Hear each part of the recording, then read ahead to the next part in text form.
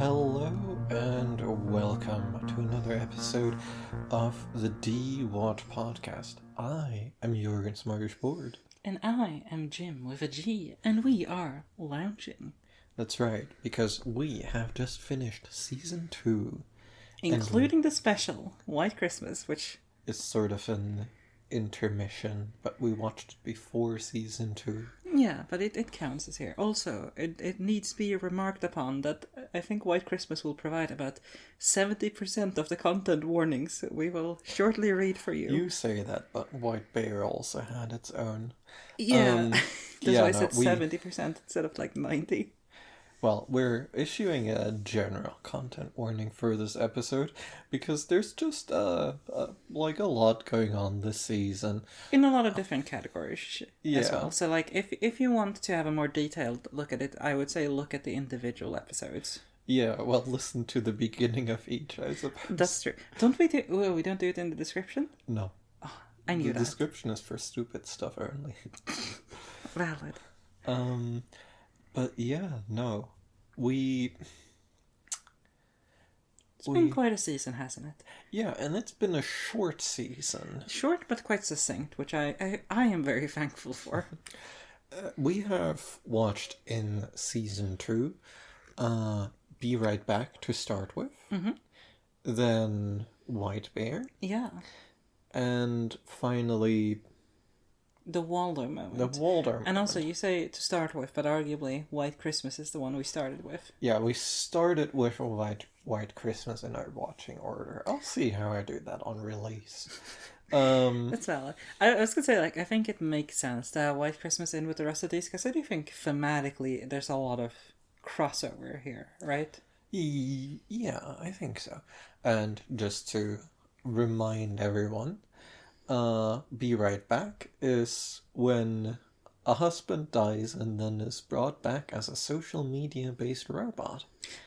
That's right. And our follow-up to that, White Bear, is when a lady is essentially stuck in an infinite punishment park for evil deeds she committed in a life she does not remember.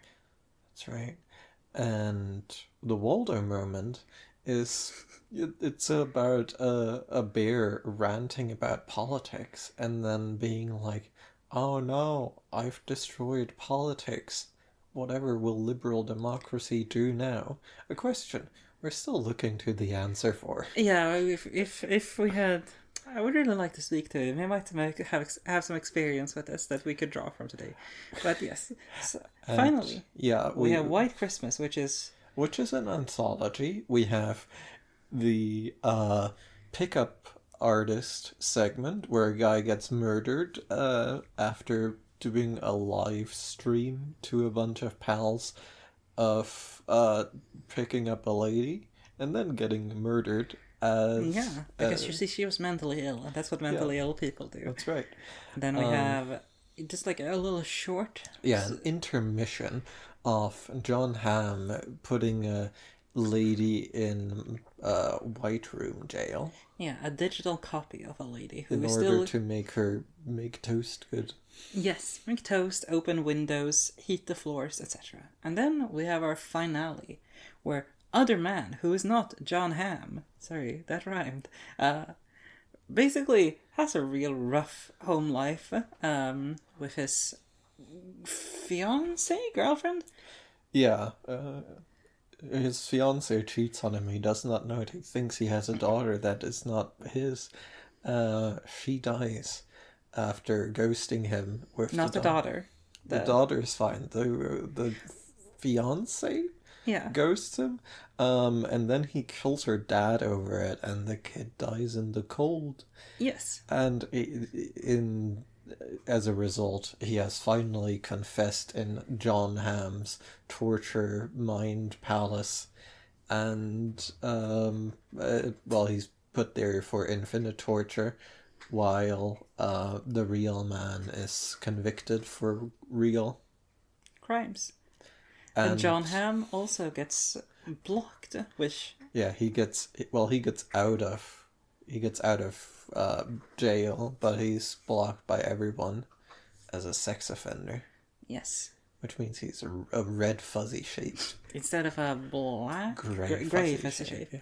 And that's season 2, baby. And season 2, it's quite dense. I'm like, Yeah, no, like, I think all of the episodes were like, maybe apart from White Christmas, I think all the episodes were 50 minutes or shorter.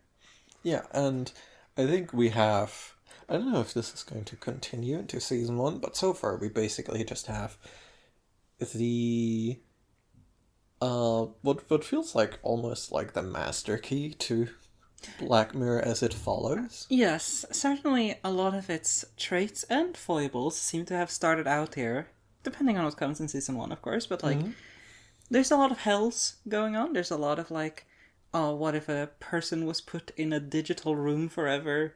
There's a lot of those sorts of things. I think one of the things that kind of struck me as we went earlier here is how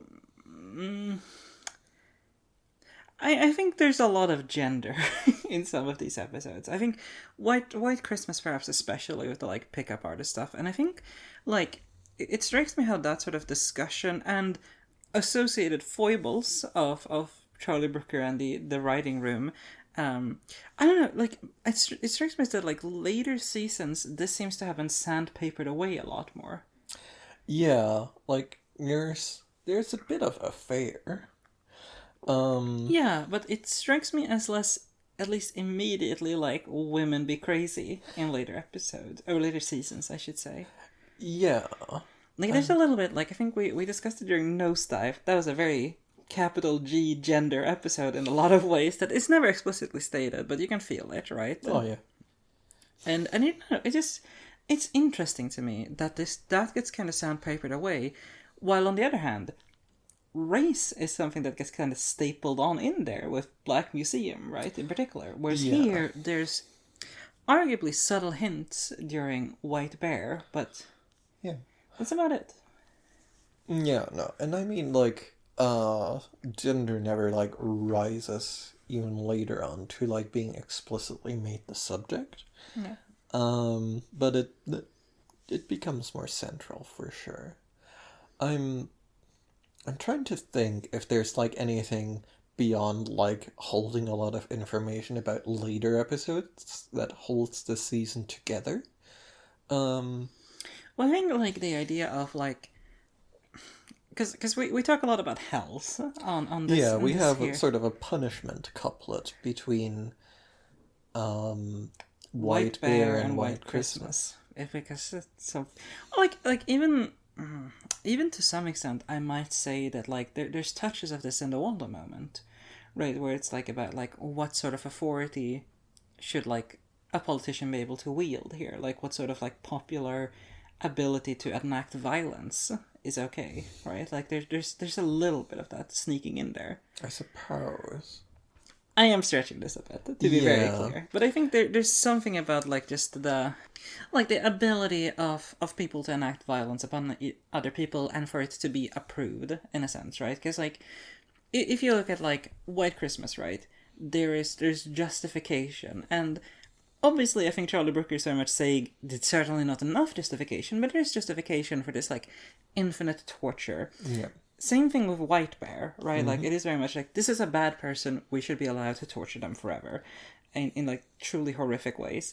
And I think, like, the Wanda moment, as is perhaps its trademark, is the least subtle about this, where it's just a guy going, hey, we hate these other politicians, throw shoes at them. Right? Like, but it's still, you know, talking a little bit about, like, this is a bad person, what should be done to them. I suppose, but it's certainly less interested in even like play acting justice, right? Definitely. I think like to me a core theme of season 2 is like dehumanization, and I think we've talked a little bit about this in previous seasons too. It comes out a lot in something like Black Museum, right? But I think here it strikes me as like, obviously we had a dehumanization plots of like these digital copies, right? Like it is a very classic sci-fi thing, but I think it also extends to like the like how people treat politics and politicians in the Waldo moment, right? Like as it strikes upon these like these are sleazy career politicians, and so it is okay to harass them. It is okay to enact violence upon them. It is okay to send this woman's career like down the toilet because she rejected you, and she's a little bit of a career politician for sure. Yeah. And even like Be Right Back stands out here because it is completely non-malevolent.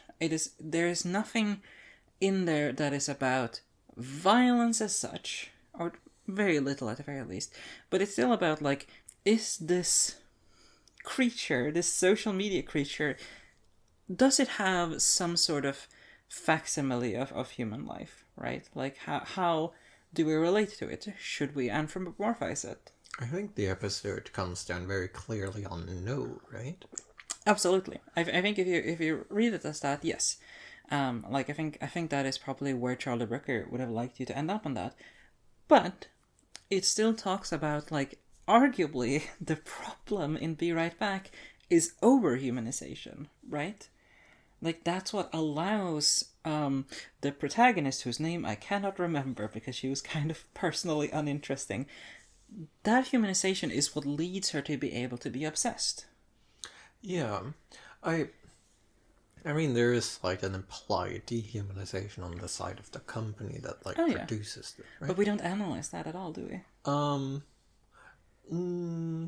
mean, it's present, right? Because we are just, like, made to look at a person that is turned into a product. Right. I suppose the point I was more saying is that, like, the company itself is not a character in this episode. No. In that episode. No, but, like, we're still, we're still, like, the consumer, right? Yeah, we're still dealing with the consequences of this, like, far away factory, far away whatever, right? And we're sort of, like, made to wrestle with it, like, right? Through her eyes, it's like, oh, is he real? Kind of not. Yeah. And it's still being presented to you as real. Yeah, but, like, it's really faulty. And I think it's interesting because I think this season is probably better overall in terms of, like, prescience, right? And this is quite far back, which is impressive in a way, because this episode is very, like, Be Right Back is very easy to tie into Replica, into people who quote unquote fallen in love with ChatGPT. Yeah, and like, there's a lot of connections there. It might have genuinely just, like, planted that idea for, like, a number of companies. Yeah. And on the other hand, we have the political side of things, which has become, like, it was always already in process in 2013 when the episode came out. To just, like, clarify too, like, it's not, like, a new idea, but it's certainly popularized here. And yeah, no, like, the politics, I mean, it's a real weird one, right? Because, like, the episode is sort of, like, at the beginning, or, like, well, not super beginning, but, like, earlier stages of, like, politics as spectacle, and while that's still with us, like, it's taken on, like, a very different flavor now. And yet, I still think, like, I think I'm more positive on the Waldo moment than you are overall, which is rare because I feel like I tend to be the negative one in most of our episodes. But I think, like, it does speak to, like, this sort of, like, politics of meaningless dissent and where it leads, aka sometimes authoritarianism, as very clumsily illustrated by the end of the Waldo moment, but also just, like, violence, like, further apathy, further, like, lack of actual anything positively being built. Yeah, like, it's about encouraging complacency. Yeah. And I suppose in that way it's, like, quite akin, I would say, to Be Right Back, right? It's a product that ultimately is about making something worse. Yeah, or just, like, not improving things, I think might be right, like, because there's, if we are to go on the broader things, right, all things decay, there is some manner of active maintenance that needs to be done to make things better. And I think this applies to our protagonist in Be Right Back mental state, where she is very much going, I guess I'll just hold on to this phantom image of my very mid boyfriend forever. or as in the Walden moment, where it's let's just check out of politics forever. And Yeah. I think stretching it a little bit, that's sort of like accepting a solution that is not actually like helping anyone move on or do something productive. I think that also stretches to White Bear, right? Because there is a need for justice, like a need for some sort of good to come out of bad, is replaced with let's do revenge porn for forever. Like let's have that be our emotional outlet. And I think that can be just as addictive as like what Be Right Back talks about. Yeah, and I think you're capturing something there, right? And I think this is very much like a parallel to dehumanization, right? Because like, and this is interesting in relation to like when this season was written and filmed, because like this was sort of at the start of the post 2008 austerity regime under Cameron, to like place it in the British specific context, but like more broadly, right? You have like Occupy and stuff, and it doesn't go anywhere, right? Like that energy is quite violently quashed. And I think like there is like a very early recognition, I want to say, by Brooker that you just like you're keeping the wheel spinning, but like things keep getting worse. So Jorgen, may I refer to a discussion we've probably had a year or so back that is completely private between us. Sure. Reminds I'm the one who edits. So this reminds me of Dark Souls. I think we talked like once. It just reminds me of a very specific discussion we had once where we talk about Dark Souls, and spoilers for Dark Souls in the abstract themes here. But Dark Souls is very much about the idea of like, let's keep this broken system going because we don't know what happens when it falls, and how that relates to like Japan's impending crisis. It's like grip of capitalism that is slowly, like just ever so slowly making things worse, right? Like this season does a lot of the time strike me as being about the decay and maintenance of broken systems. Yeah. And the like acceptance of, yeah, like I said, like solutions that are not solutions but can feel like solutions. And that strikes me as, if I'm gonna cast a bit of a long line here, reminds me of Demon 79, which I think I've called Demon 76 about 70% of the time. Yeah. I've recently learned it's Demon 79, where it looks at that concept and says, no, screw that. Hellfire is preferable to this. Yeah, and here we're just like, sort of like over the really long arc of Black Mirror. Here we're in the realization stage. Yeah, and I think that like, it strikes me as very reasonable for the time, right? Where you're looking at like the... Like, I know less about the UK here, but it strikes me as its close partner across the pond, right? Like, the US, where we had this slow realization that, like, all of this promised hope and change was not coming. Yeah. It might not have been so much actively getting worse, but the problems certainly weren't getting better. And then fundamentally, you have to start thinking, well, what do we do about it?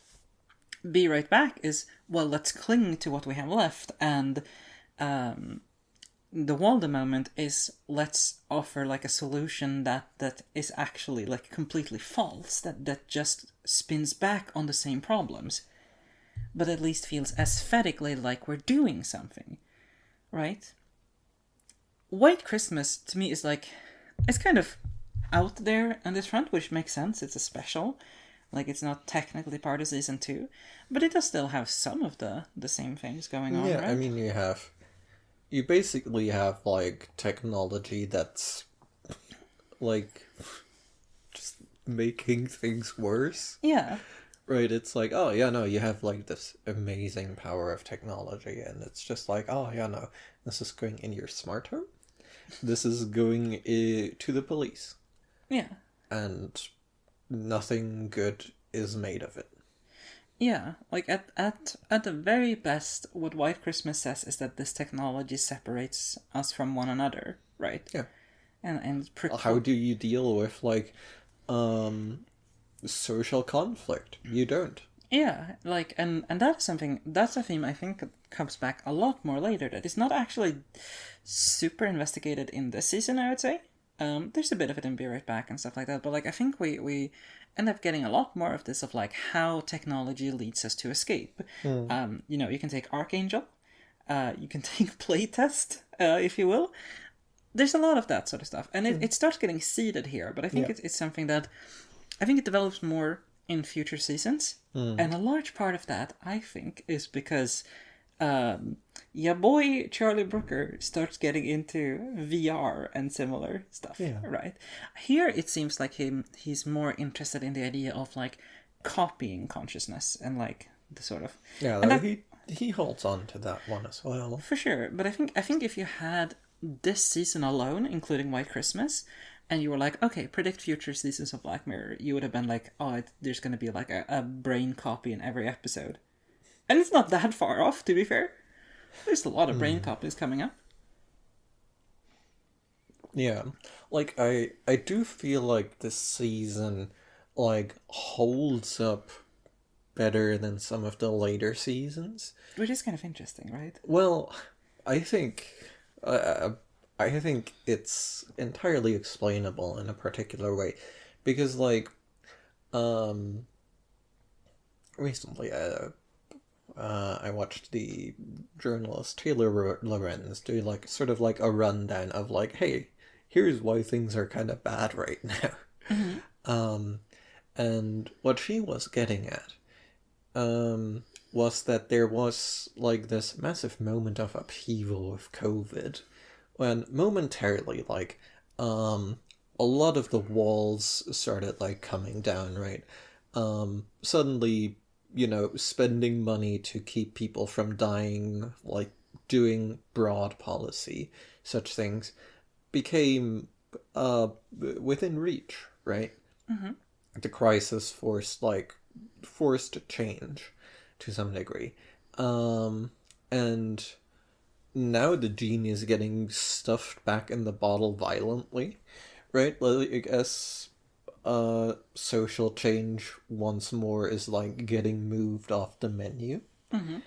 And like you just like you have all these like, sure, they were half measures, but they were still substantive measures that were like done about COVID. And if you look at COVID as a trial run for climate change, like, sure, there was a lot of like particularism in like countries not working together, this and that and whatnot, but also there was just like a fundamental move towards like addressing things with action. Yeah. And that's just kinda gone in some ways. Yeah, I'm trying to think like, because what was it? We got season 5 was like 2018, right? Do you remember when season 6 was? Not off the top of my head. But it no. must have been Like 2020. I think it was pre-COVID. Okay. Yeah, like, as it strikes me, like, the comparison here very much is, like, if we look at this season coming in 2013, it is very much saying there is no immediate crisis. And, right? Yeah. Well, we're in the aftermath of 2008 then. Yeah. We're in the aftermath of COVID now, and both times, like, the impulse to, react and make things better is being quashed. That's what I mean, yeah. Like, the interesting thing about looking at season 2 is how it examines this idea of, like, we have passed through a bad time, things are not on that crisis precipice right now. We are just dealing with the decay that comes afterwards. Yeah, and specifically we're dealing with the decay that comes from not doing anything like more fundamentally. I think that, and I think as it is being motivated by this desire to, let's not let things get bad again, let's just stay in our spot, let's be really careful and austerical. I invented that word right now, and I feel very good about it. I think if I could go back 15 years, I could have pitched it, I could have sold it to the New York Times, it would have been amazing. Well, the New York Times probably doesn't want to talk about austerity. All right, fair enough. But still, I think one thing I wanna chat about here, as I think we often do, how much of season 2 is predicated upon or interested in technology? It's a very interesting one. Because we've had a bit of like a running discussion of that, as we tend to do, because Black Mirror explicitly advertises itself. Well, White Bear is like the least interested in technology, I would say, right? Yes, I was going to say there's a connection between the Waldo moment and White Bear where it is not really predicated upon any sci-fi technology. Yeah, It is talking about mass media as a whole, as a technology. I mean, like nominally, White Bear has some plot device technology that's not true, central yeah. at all. But like the Waldo moment just straight up doesn't. No, the Waldo moment is very explicitly just, this is the real world, here's a weird thing that happened. Yeah. In a fictionalized version of this time in the real world. But I think I think those are quite interesting to have in the same thing, right? Because it is fundamentally just about like, what does the technology we currently have, without exaggeration at all, really, do for us? Like, how does it change our social imperatives, right? Because I talked about this during White Bear, that like, this sort of mass hysteria about like, oh, we gotta punish the criminal. Sure, it happened in, like, the Middle Ages, but it was about this one village being really pissed at this one dude. And, like, yeah, I mean, like, that's rough. Like, he's probably gonna die quite painfully, like, getting broken on the wheel or whatever, but, like, that's kind of it, right? It does not create this, like, cult of pain that can pop up around, like, oh, look at this great horror. Yeah, no, like, the Inquisition was, like, witch trials. Well, let me think. Witch trials were like more prevalent for like a while. Like that was like a cultural moment. Well, yeah, but that was more like that's after the Inquisition. Yeah, By and large. But yeah, like, and even that requires like widespread religious fervor. Yeah. Whereas if we're looking at like, especially the age when this was written, like 2013, we're talking about the very much possibility of, hey, look at this messed up crime, immediately broadcast to every television in the country. Spread across the internet, etc.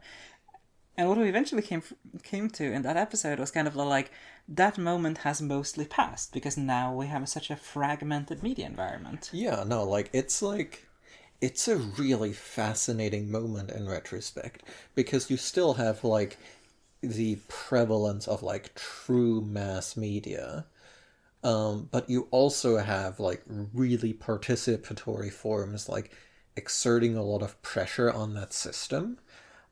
So yeah, no, like it is like fully like the era of the court of public opinion in a way that we're not getting back. Yeah, because which is probably good.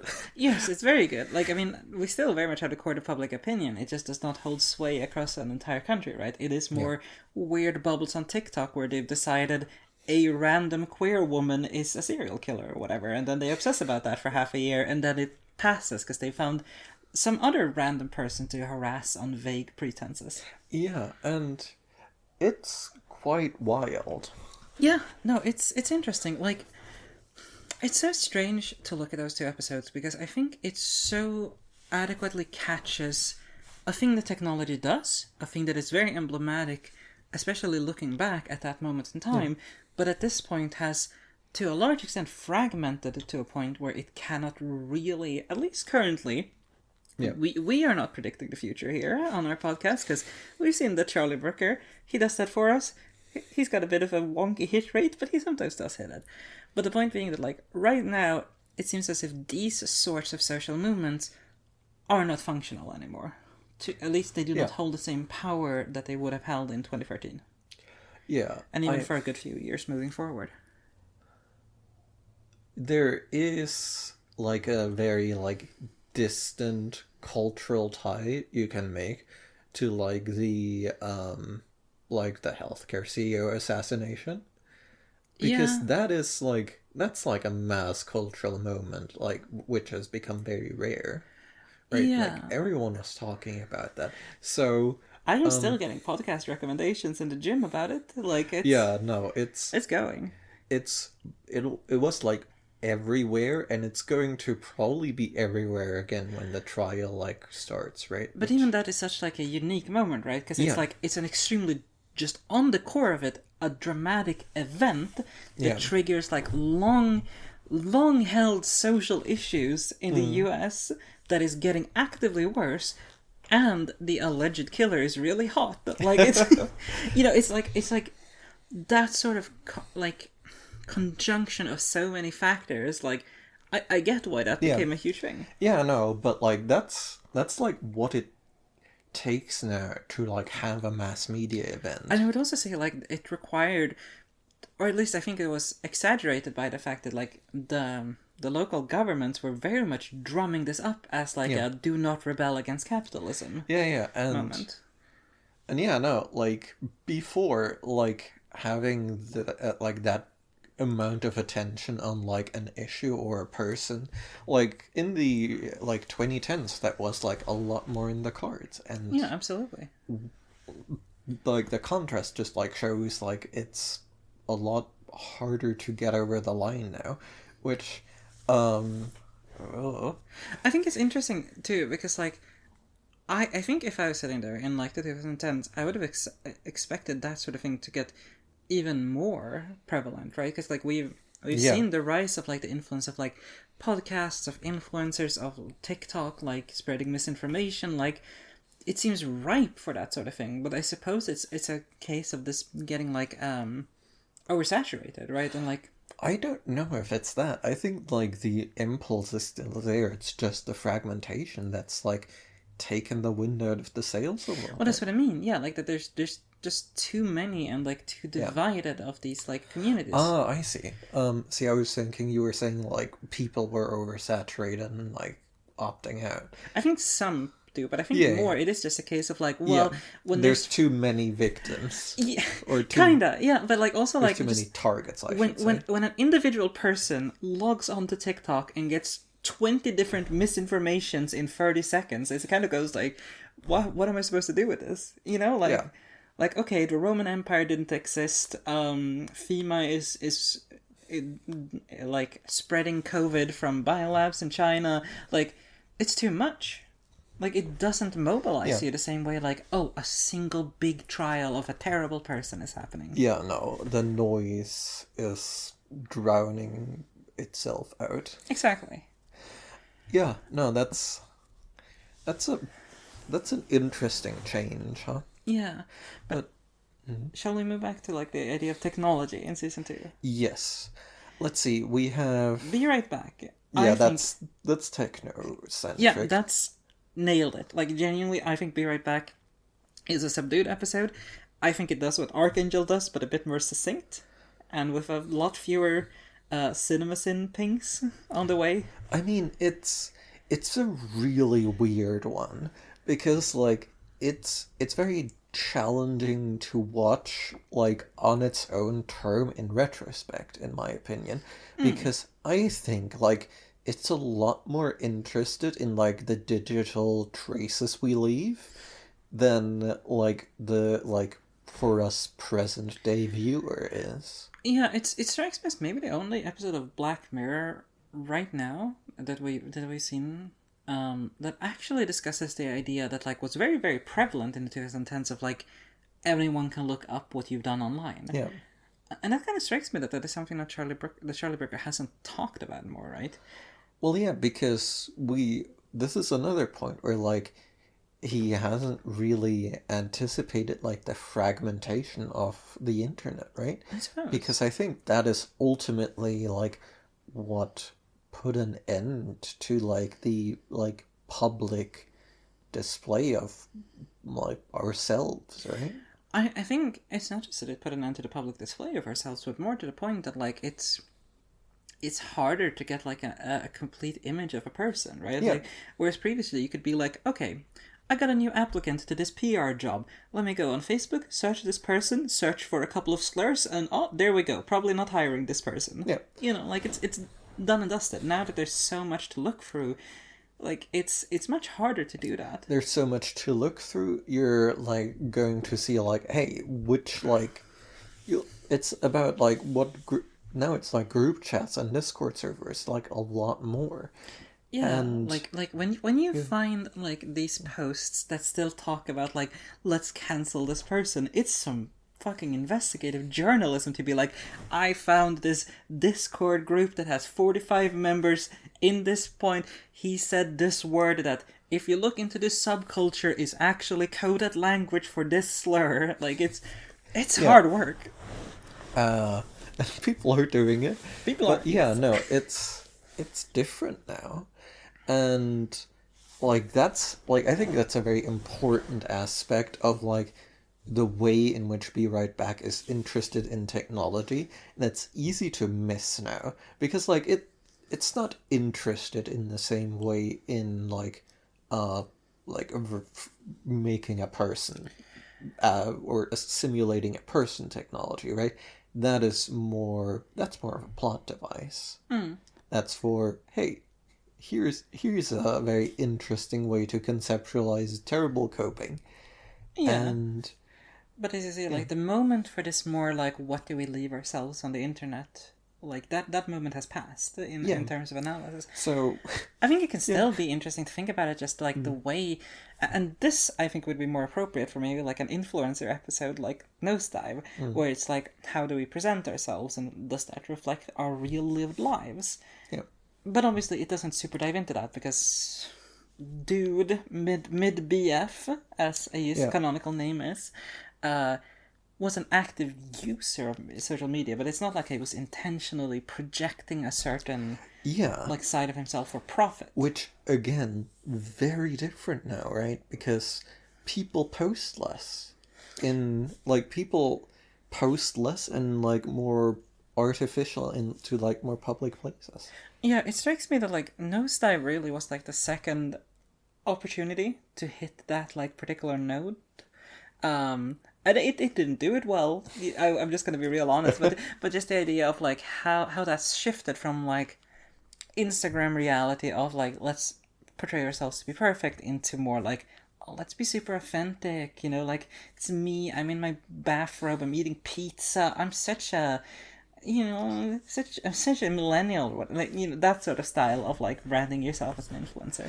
But here, like, yeah, I don't know, it's interesting to think about. Like I before all of this. Yeah, I would have liked to analyze it maybe more at the time because it's interesting. It really seems to be looking towards the future. It just I would quite like just like a modern reimagining of the episode, but it is just like an influencer who dies, and just like the weirdest robot comes back. I think we're getting close to like Joan is awful there somehow. But yeah, like it's an interesting episode. I think I like the view of it as like a piece about coping mechanisms, a piece about what technology allows us to hide from ourselves, from others. And that's the part that like hasn't just like been left behind by an extremely changing infosphere. It's also the part that I think most connects to White Christmas, as like when we talk about technology, right? Because the idea of like quote unquote blocking someone, which to those who haven't watched the episode, just makes like you completely unable to hear someone in real life. You can't see them, they are like a blob of grey in your vision. That is also very much like connected to that same sub theme of like using technology to suppress anything that gives us anxiety, right? Like anything that makes us uncomfortable, which in itself leads to bad coping mechanisms. Now I want to point out the non-John Hamm protagonist of that episode does just come off as straight up abusive. So, like, I don't know if not having that technology would actually help them solve their relationship problems, but I think that's what Charlie Brooker is at least trying to indicate towards, right? It's hard to say because there's a lot going on in that episode. Like it's saying a lot of things and not all of them are intentional, which makes it hard to pick apart. But like it is interested in that way of coping and its weirdness. I think it also connects a lot to like because we talked about, I think we talked about this in the season 3 recap, the idea that Charlie Brooker is very interested in how technology like creeps its roots into us, Yeah. you know, like entangles us in its web, and that one is very clear about that, both very intentionally, as John Hamm is like, hey, let's use this technology to help men manipulate women. And also, let's have another audience of men Twitch streaming into this. You know, like it's. I guess it's probably more of a Google Hangout or whatever. Sure, yeah, like it's a Zoom meeting. I don't think Zoom was around Probably not. properly back then. No, but yeah, like it is a little bit about like the ability for technology to always be with us, right? And Be Right Back. We talked a lot about that. I like the idea of like we always have this technological addiction, like the bad coping mechanisms are one button away. Yeah, and that button is always with you. Yeah, like, and I think it talks a little bit about. It's not about coping mechanisms as much in the early bits of White Christmas, but it still very much talks about the idea that, like, yeah, with this technology, you can just spy on your friends' intimate encounters, like random people who you get into your weird pickup school. Like, there's a lot there. Yeah, like that's definitely the most. Well, that's definitely the most technologically, like interested element. But like, there's also a through line between White Christmas and Be Right Back, just like on the like consciousness preserving side. Yeah. Right, because both of them are like in a way, and this is I think just like taken as a given by the episodes, but it's worth like pulling out a little bit because like I think it makes sense, but I don't think it's it should just like be passed over. They are just like seen as, oh yeah, no, like once you hand yourself off to technology, it becomes manipulable by other people who in this season always have horrific intentions. Yeah. Like turning you into the smart home. I mean, like, I think the Black Mirror universe generally assumes that most people are, like, not just selfish, but outright malevolent if they have the opportunity to be. And also kind of bad at predicting very obvious bad consequences of their actions. Well, I mean, let's go through it, right? Because, like, John Hamm, like, that's his job, right? Yeah. He's a slave driver. And he works for the police. Like, Yeah. he is always part of, like, a malignant system. In Be Right Back, I think it's a weird one, right? Because, like, the company isn't never present. And, like, it doesn't even, like, advertise aggressively. No, it's word of mouth, interestingly. Yeah. But then, like, well, eventually it's like, well, you could buy me a body. Yeah. And it is at that point that, like, the guy becomes a token of some sort. I think it's also an interesting contrast between, like, if you look at the idea of, like, creating a new person in White Christmas compared to Be Right Back, right? In Be Right Back, we have a physical body eventually, like, very much, and even just at the start, like, his voice and stuff like that, we have a very, like, simulacrum of him, like a proper physical representation of him, but he seems empty inside, to the most part. Because he's a terrible beta version. Yeah, he's not doing too well on emulating the person he's supposed to emulate, but he's close enough. Or emulating a person. Also true. Yeah, like, they could really have figured some stuff out in the process. Yeah. I think it's a metaphor for do not rely on generative AI for everything. You have to actually do some manual labor. Test your product. Test your product. But you also have to compare that to the second little anthology bit in White Christmas, where it's much more like, this is a person who will never be seen. Like this I believe they call them cookies, because Charlie Brooker is very cute about these things. That is, like, seemingly fully conscious, right? Like, fully sentient. Oh yeah, no, that's just like a copy of a person that is indistinguishable except for not being in the meat. But yeah, and that's the second part, is it will never be seen by anyone else, right?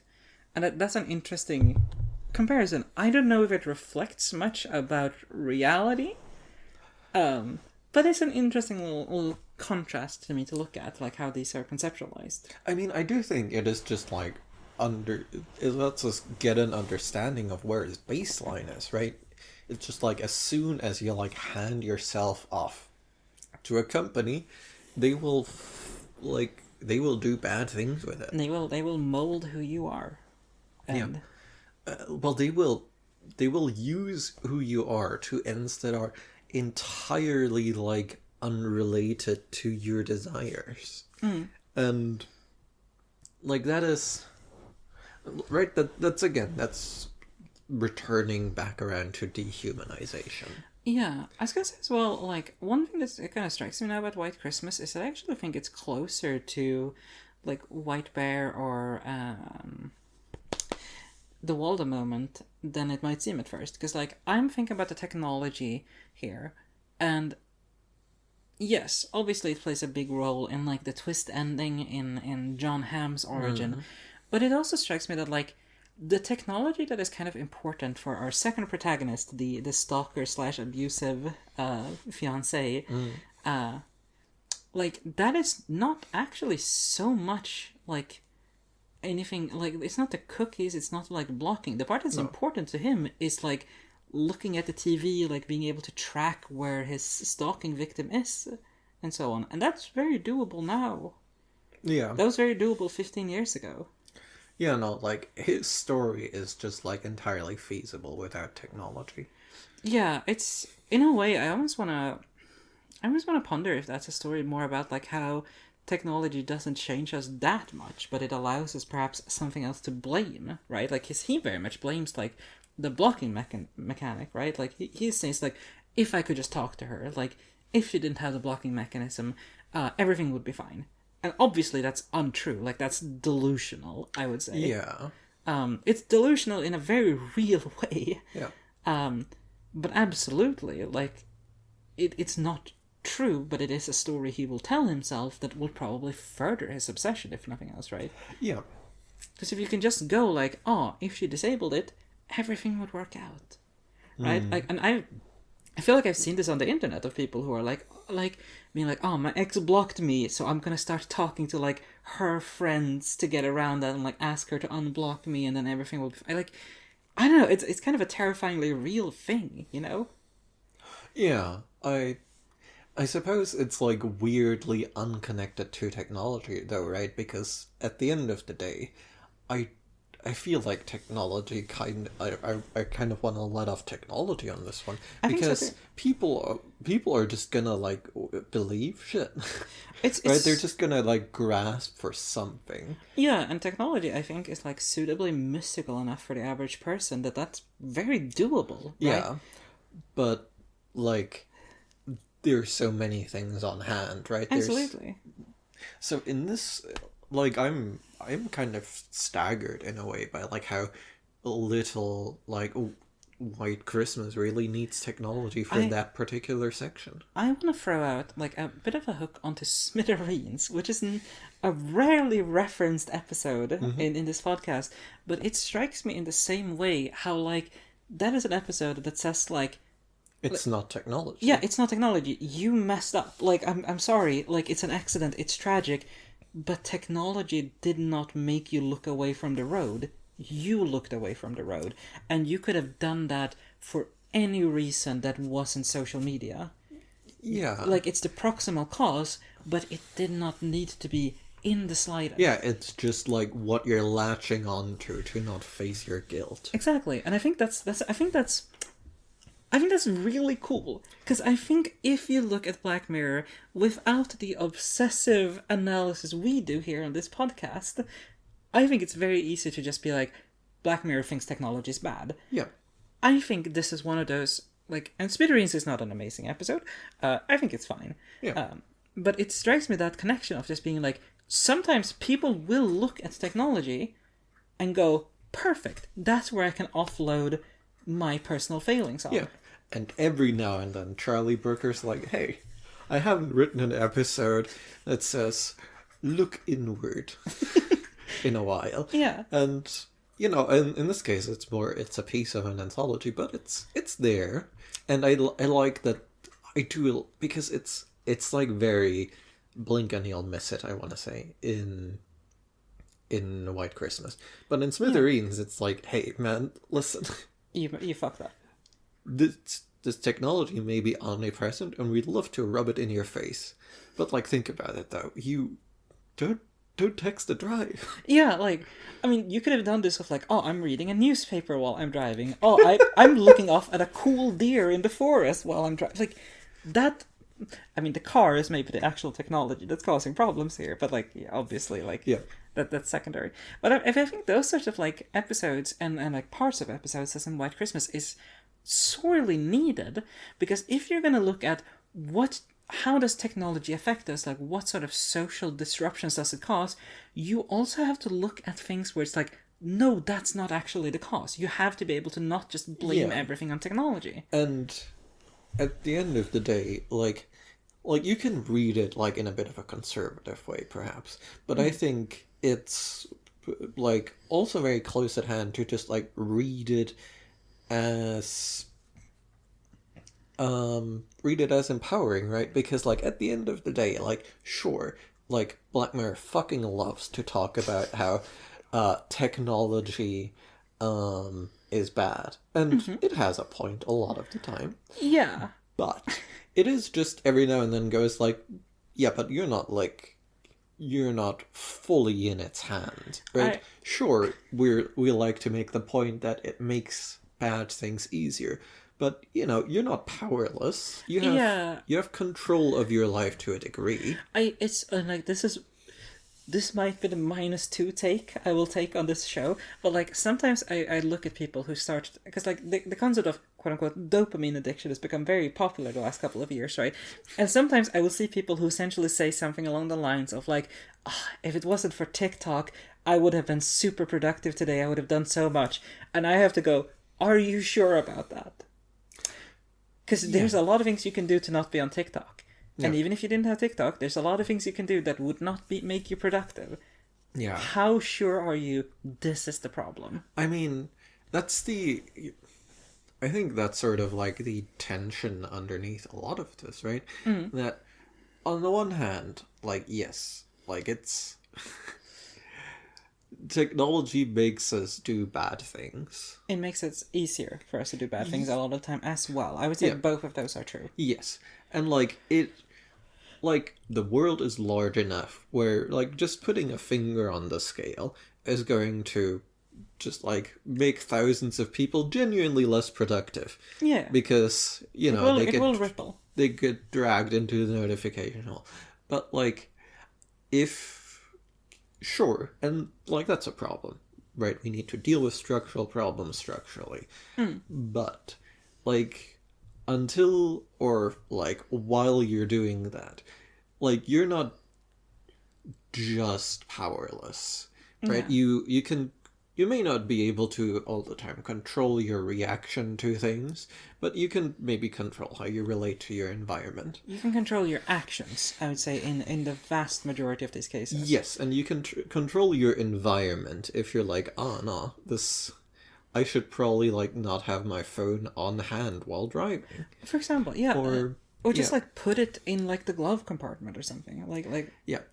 But again, like I do think like following this thread is also going like, well, but where's the structural solutions, right? Because like I don't think Charlie Brooker's like, I like that he like winks at like, hey, like you're not entirely powerless in the face of this, but at the same time he doesn't really say much vis-a-vis like, here's an idea for how we could change things.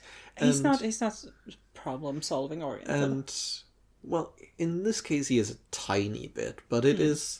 But like looking at like the sort of scale of Black Mirror, that's not one of the main things he's saying all of the time, because it's kind of a platitude. It's not a bad platitude, but it's not that deep. It strikes me also as one of those things that's like interesting is looking at awareness as a concept, right? Because that strikes me as something that does on occasion come up in a lot of Charlie Brooker episodes, where he's both him as a writer and the protagonist are aware this is a bad thing, and then they continue doing the bad thing, right? like. And there's some extreme examples. I continue referring to those episodes where someone goes, well, this technology is banned / about to be banned / not approved, and then they do it anyway, at which point I go, I guess it's solved. Like, I guess this was the one tragedy of it accidentally happening, but otherwise, this isn't a problem. Yeah. But, yeah, like, he's not that interested in solutions, but I don't want to ding him too hard for not constructing those, and it is it's nice. Hard. It is nice to just say like, hey, technology isn't all can just be like the blame, catching the blame, and I think that's a reasonably valuable thing to pull out as well. I did just realize another connection, and that is the Waldo moment also ties into the theme of like losing a hold of yourself, because if you're the bear. Sure. And I was gonna say, like, honestly, this is the sort of stuff that, like, I think the awareness discussion actually comes into, right? Because, like, the Waldo Moment's protagonist is, like, he hates politics. He has opinions to some extent, but he hates politics, and he continues saying, I don't want to do this, but hey, there's money on the line. And I don't know, like, to me it reflects this, like, sort of trend for some people that are like, I'm aware of my problems, and that allows me to be completely complacent about them, because like, awareness is not enough, right? Like, that's something you need to understand.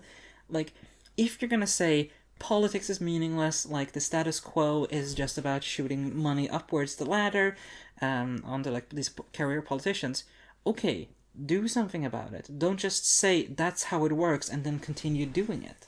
Yeah, it's very interesting that way, right? Because it's still in a very weird place, because it gets a lot closer to than other episodes to being like prescriptive rather than descriptive. Going like, hey, politics has to mean something, but like I think like it's not that unfair to say like, well, that didn't amount to much. Yeah, I think like the thing that strikes me about the Waldo moment that really fails it, apart from the ending, is just the fact that it does not analyze how did this situation come to happen in the first place. Yeah, and to be fair, hard analysis. Hard analysis, but I think a complex one that like at least needs to be discussed, right? Like at this point, like people do not get this apathetic about politics out of nowhere. Politics is an inherently very charged subject. People have loved to talk about that since fucking Athens.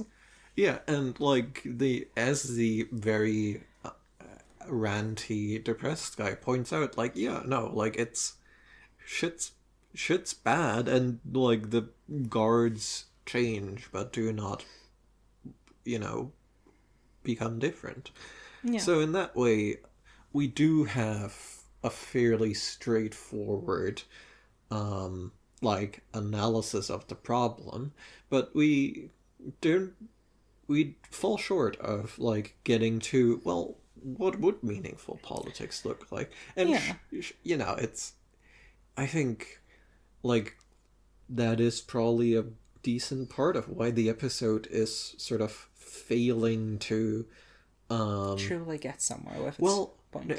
I think it's why it's unpopular, right? Because it's like, I don't think it's bad analysis, but it's like it's an analysis that if you fall short, it really, really becomes obvious that you are just going like, we can't just discard liberal democracy in favor of being ranty, and then, still diagnose the problems and just go like, listen, it's bad, but I don't have the solution, but this isn't the solution. Like, that's... In a way, it falls into its own trap. Like, it falls into its own, like, this is what's wrong with this thing. Well... It's that you need to strike all three, and that's really hard. I suppose, yeah. Yeah, I think like also just the thing that like strikes me about a lot of these episodes as well is just like that this whole thing about being aware of a problem and not changing it also comes back in personal episodes too, right? Like, Yeah. like Be Right Back is about, like, clearly the protagonist goes, this is not good, I'm gonna keep doing it. Like, and she does not really, like, as we talked about Smithereens, like, she does not do those things. It's like, I'm gonna block this number. I'm gonna ban any further emails from this place. Like, I'm not gonna take those steps to make it easier. And I think this one is weirdly prescient about this sort of, like, personal apathy that I've seen a lot on Tumblr is a good example, but also just, like, across the internet. Like, there's this, I want to say, semi-famous post. There was something about, like, oh, my therapist tells me I'm very aware of my own problems. And, like... I love people winning at therapy. I'm happy for them. But, right, the point being here, like, that's, like, step one. Yeah. And being super self-aware gets you nowhere on its own. Yeah, no. You need to first amp up denial a little bit until you have fewer problems to think about, and then you deal with those, and then you ramp the denial back down. Sure, yeah, why not? but there's also, like, I think that sort of, like, apathy is very much something that comes back in these sort of, like, episodes, and I think it can be applied to, like, something like the Waldo moment, right? Where you are looking at society has lots of problems. My solution, do not care about any of them. Yeah, and, like, I do think this is, like, we've identified this, like, quite early on in watching Black Mirror, that this is, like, in various ways, this comes through as a theme, right?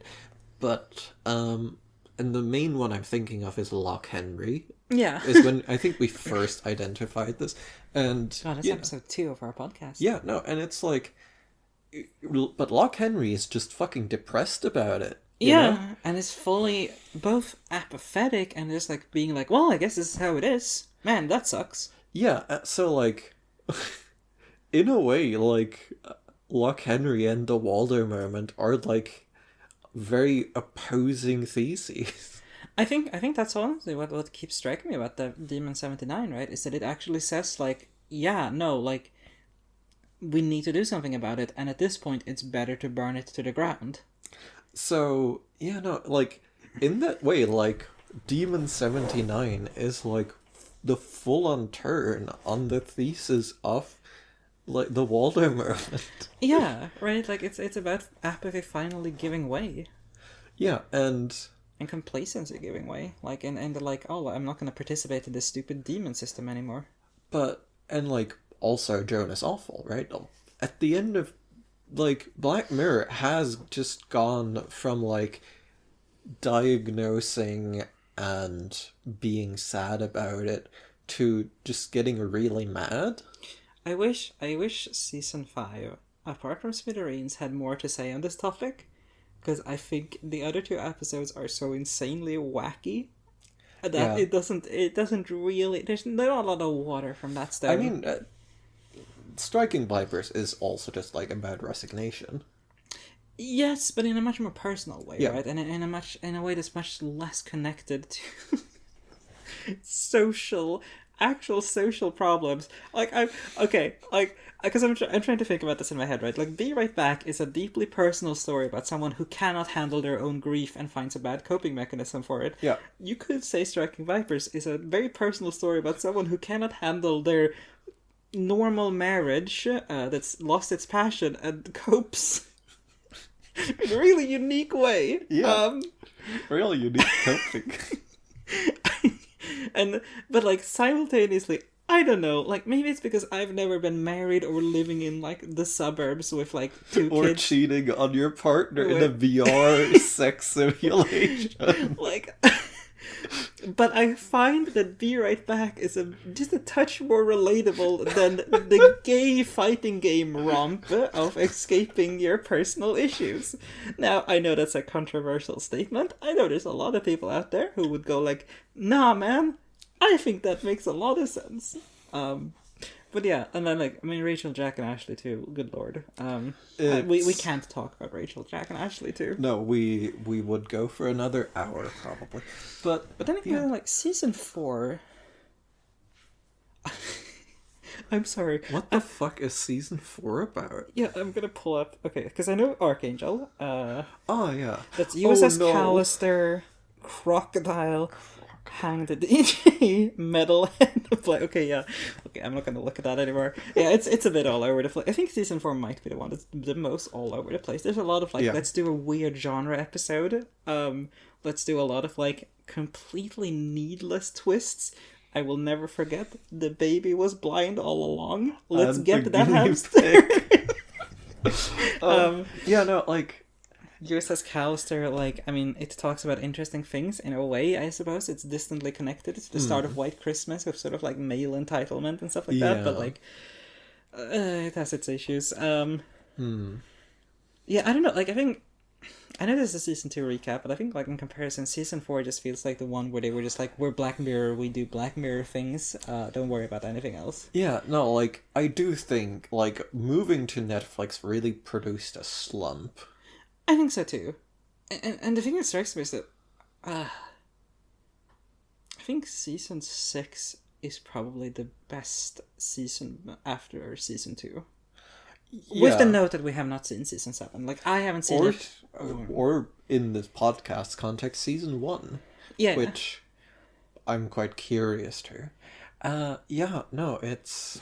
God, where's everything going? It's hell of a ride, isn't it?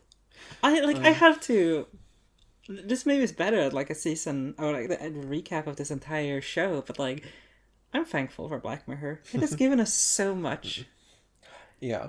No, like, I do think, like, when the seasons talk to each other and the middle is a bit quiet. Yeah. I'm curious, though, because, like, we started talking about gender in this season. And well, I think the thing that strikes me about, because like gender comes up later, right? Like USS Callister is definitely like has its part. Nosedive, again, nothing explicit, but there's it's very pointed that women are the ones who care about social status. Men want to play Call of Duty and drink beers with the bros. Yeah, I'm trying to think, right? Because we have Be Right Back, which is like, it feels like it's about gender, but like I can't actually pin it down on anything in particular. Do you remember when we sorry, I'm gonna have to cast back to Striking Vipers again. Do you remember when we talked about how Striking Vipers has an all-black cast and we had to conclude, like, clearly if everyone was white and it was about them playing a fighting game, you would be distracted by, like, look at these nerds. Mm-hmm. I think there's something similar to me in Be Right Back, that it has to be about a woman losing her man rather than the opposite way around. Because the image of man makes robot who is his partner and has sex with him, like, it doesn't have to be any worse in the story, but I think the connections we make as seasoned media viewers will be like, oh, he got a sex doll. That's very true. Yeah, so like, I genuinely think, like, it's rather about avoiding and confronting in that sense, then. Please elaborate. Well, gender is used to, like, make, like, the way gender is leveraged in Be Right Back is just straight up to, like, not take focus from the core. Yes. Rather than confront, like, gender. Yeah, I think it's the same reason that, like, if you were making, like, let's say you were making, like, a medieval fiction setting and you're like, I need, like, a really greedy merchant, you can't make that person Jewish. Yeah. Because then it will be like, this is a stereotype, not this is a greedy merchant who happens to be Jewish. Yeah, no. And that's just pragmatic, right? Yeah. But, yeah, there's... Like, gender is, like... is more present, though, I feel, in this season. Because, like, it's a line of conflict for, like, a lot of it. Right? I don't think as much in White Bear. I genuinely can rate White Bear as being, again, quite along the same lines as Be Right Back. But, like, White Christmas, it's a real central line of conflict, right? And, gosh, what's the other one? I'm blanking now. Hold on a moment. Yeah, and there it's also like, like, there's, like, the anger is, like, it is just straight up, like, a season that's, like, reasonably interested in, like, gendered violence. Yeah, and gender as like, or like gender boundaries as like the site of like friction and violence. yeah. I mean, like I felt like I was quite outspoken on the White Christmas Yeah, episode on how it treats women. Um, I it was hard for me to shake watching yeah, it. But yeah, like it's interesting how, apart from the pickup a bit, it never explicitly states this is about gender, right? yeah, But yeah. it's No, not hard to read into. and yeah, no. So like in that sense, we're getting like a quite sad view of men this season. Um, Yeah, as like the people who are like sort of most entrapped by by like these systems, sort of like gender as a weakness that makes you suck more yeah, if and like the makes you, system, like it's a point the system like leverages you yeah, with a bit. and enables you to be like a conduit of further harm, Yeah, right? Like quite serious further harm. yeah, And I don't know, it's interesting, like in comparison to how I think like later seasons to me feel like a bit sandpapered in that way, where it's like when gender comes up it's very explicit, but also most of the time I feel like it's ignored. yeah, I feel like there's a lot of, I don't know, like a lot of like, it's not girl boss stuff, but it is, I feel like it's very explicitly written to be like, oh no, like women are usually, or like quite frequently the leaders in this, are like the ones who are more active, yeah. and men get to be like the everyday like person who gets pulled along, but still the viewpoint. I do think it would have been interesting, perhaps, to have the Waldo moment, just like, oh yeah, no, our lead is the same person but a woman, and then just like have that like cause like a bit of friction in the episode. Yeah, Um, it would have been interesting if, I'm sorry, this is like complete just like creative writing here, it would have been interesting to have her be the protagonist, also still have her be like voice changed to sound male yeah, in yeah, the bear exactly, form. because otherwise you can't get away with that, right? Yeah, it's interesting. Yeah. Um, But I don't know, like I feel the thing that strikes me also like about season 2 is that like it genuinely feels, despite covering quite wide ground, it feels very cogent. yeah. And I want to say, like, specifically with the examples of White Bear and Be Right Back, like it does like choose its battles a little bit, but like gender does just like also fall into this broad approach that is like extremely prevalent in the season of just like depicting bad shit, and like sometimes like gender is sort of wrapped into that Yeah. in a way that has to be deliberate because it's sometimes like quite elegantly swerved. Um, so like real mixed bag on gender in this season. Yeah, I mean, like the thing that does strike me is that like if you just removed like, I genuinely think if you removed the first part of White Christmas, I would have had no issues with the gender representation in this season. But like you can see why one would, right? You can see why it's sandpapered over because like, well, it's not like it's included, I want to say deliberately, but like it's not centered either. So you can see why someone would be like, well, this is uncomfortable, and it's not Yeah. like the show doesn't look in the camera and say, this man is an abuser. This man should not yell at some lady in the recording studio or wherever they meet. Right? Yeah, yeah. So, and I suppose maybe that's a bit more of a modern phenomenon that like hadn't quite caught on there, where like if your characters are bad, you need to tell us. Um, where in this season, like that's not really the approach, evidently. No, I think the season also plays quite a bit with like, and I have different ideas for how I think they should be interpreted, like what the show wants us to think about these characters, but a lot of times it's quite ambiguous, and I like that. I think like Be Right Back is the only one where I can feel like the protagonists are fine. like fully fine. Yeah. And that is exclusive because I know very little about them outside of their relationship, which I must say is mid, but certainly not like abusive or toxic. They're just kind of like uninteresting. It's a bit people. lukewarm. Yeah, exactly. And it's like, I don't know, that I think adds a certain flavor to her coming obsession. You know, like to swerve a bit and be like one of the few times that we have like protagonists that like do just like suck like a regular amount later on in Black Mirror is, I want to say, like Maisie Day.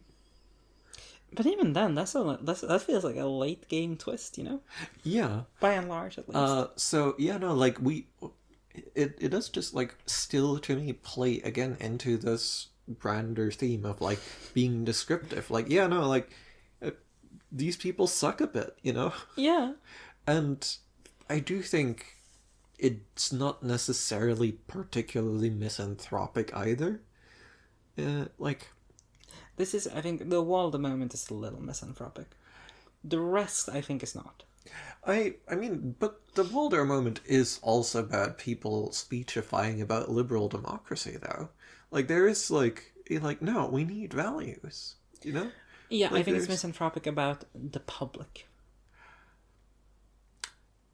To a degree, yeah. It's not aggressively so. Yeah. Like, yeah, no, it's there for sure. Yeah. But yeah, no, I'm trying to think, is there anything we want to touch on before we wrap up?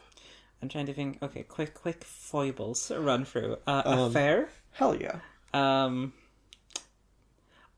feel like there was less in this season of people, like scenes of people just looking at each other uncomfortably. I'm will admit I wasn't super looking out for it, but I feel like there's just slightly less of that. Yeah. And I think that has to do with the shorter time frame. Yeah. We do have, like, the sort of, like, shit sucks energy, but, like, it's more examined It's in more this season. concrete, I would say. Like, it is more, like, intentionally in frame. So Yeah, I'm a lot more accepting of it. Yeah. No real bad twist endings. Like, well, Waldo moment. But we I have a hard time calling that a twist in that sense, but I see what you mean. Like, it's a bad ending. Yeah. Well, it's a twist of escalation, I guess. Yeah. It's an over escalation. But yes, fair enough. Like, but it's not the kind of like guinea pig. Yes, it turns out Waldo was a figment of his imagination all along. He was just standing on stage with his cock out. Like, we do have endings that are, like, a bit twisty, in the sense that, like, also White Bear is just like, yeah, no, by the way, we're gonna zoom out real far to just, like,